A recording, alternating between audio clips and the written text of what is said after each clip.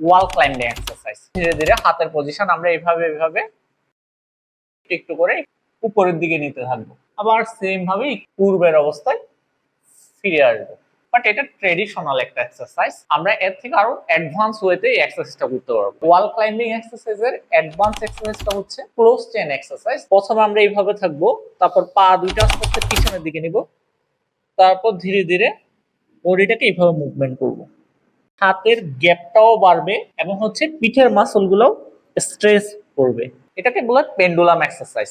সোজা অবস্থায় থেকে আস্তে আস্তে মোমেন্টামের মাধ্যমে মুভ করা, তারপর আস্তে আস্তে হাতটাকে সামনে পিছে যত দূর নিতে পারি। তৃতীয় নাম্বার এক্সারসাইজে আমরা প্রথমে হাতটা দুই হাতেই মাথার পিছনে নিব, তারপর যত দূর পারি পিছনের দিকে নেওয়ার চেষ্টা করব। এভাবে নিয়ে আবার যত দূর। চতুর্থ নাম্বার এক্সারসাইজে আমরা একটা তাওয়াল নিব, তাওয়াল নিয়ে যে হাতে আমরা ফ্রোজেন শোল্ডার ওইটার এক্সিল এরিয়াতে রাখবো। অপোজিট হাত দিয়ে আমি আমার ফ্রোজেন শোল্ডার হাতটাকে নিচের দিকে টানবো, নিচের দিকে